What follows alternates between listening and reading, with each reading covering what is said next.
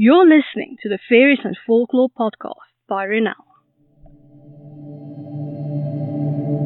I'm dark fantasy author Ronel Janse van Vuuren. With over a decade of digging around in dusty folklore books, researching creatures of imagination that ignited my curiosity, I'm here to share the folklore in a nutshell and how I reimagined it for my writing in An Origin of the Fae. This is the Faeries and Folklore podcast. Hi, I'm your host Ronel Janse van Vuuren. You can just call me Ronel. In today's episode, we're continuing our exploration of the Fae realm. This episode is brought to you by my Dark Court Sisters book series, available in ebook, paperback, and audiobook. 3 sisters, 3 destinies, 3 ways to destroy the world. Go to ronelthemythmaker.com/Dark Court Sisters series for more. You can now support my time in producing the podcast, researching, writing, and everything else involved by buying me a coffee. This can be a once-off thing, or you can buy me coffee again in the future at your discretion. Go to buymeacoffee.com/Ronel to support me.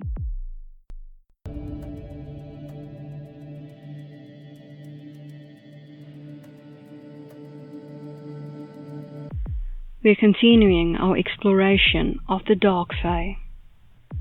Today's fairy, Changeling, Folklore in a Nutshell by Ronel. According to most folklore, changelings are abnormal in appearance and frail. This is usually because the changeling is an ill fairy infant or an elderly fae left in the care of humans, as the fae don't have the patience to deal with anything too serious. Some tales tell of the mortal parents treating the changeling well, in the hopes that their own child would be treated well in return. In other tales, the mortal parents subject the changelings to cruel tests to make the fae return the human child and take the changeling away. Some of these tests included burning the child with a hot poker.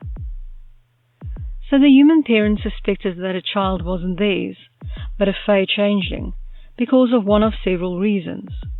The child didn't have any language skills. The child had advanced language skills. The child was sickly. The child had an abnormal appearance, such as pointed teeth or oddly colored or textured skin. The child suddenly showed bad behavior.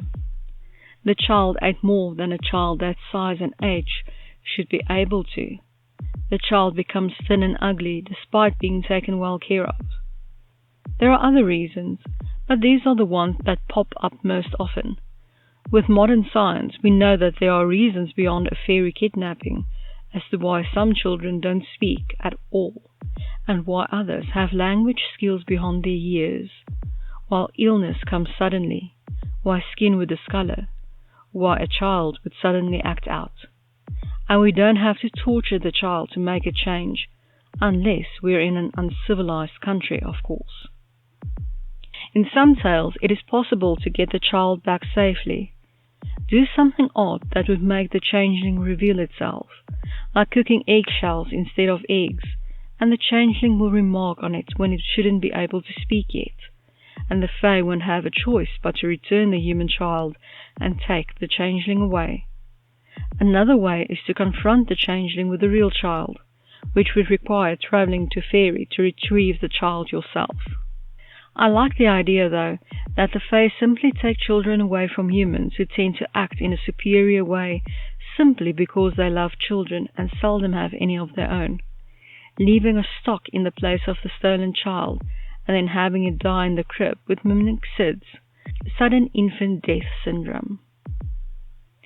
And now for my interpretation of the fae in An Origin of the Fae, Changeling.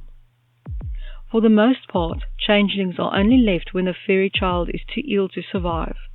Because the fairy parents don't want to deal with the loss, they use an enchantment on the mortal child they've stolen away to look like their own, so they won't feel the loss too much. Only the humans will truly suffer. To get the human child back, the parents need to make the changeling reveal itself or have another fairy help them retrieve their child. There are times when changelings are left for the child's own protection, usually the court fae and their life-threatening politics being at play. The changeling is left to be raised as a human, not knowing who or what they truly are. The human parents are usually oblivious to the swap, as the changeling doesn't act any differently than the mortal child had. The only time a stock is left, an animated doll that will soon lose its glamour seemingly being a dead infant, is when a halfling is returned to fairy without the consent of the human parent. This is usually done to protect the secrets of fairy, as the child is too magically powerful to be kept among mortals. As a little bonus, let's look at changeling translated to Afrikaans, wisselaar.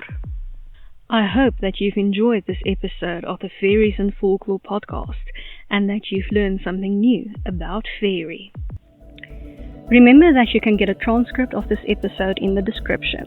If you're new to the podcast, why not go and grab your free copy of Unseen, the second book in the fairy tale series, on my website, ronelthemythmaker.com. Loads of folklore, magic, and danger awaits. Take care.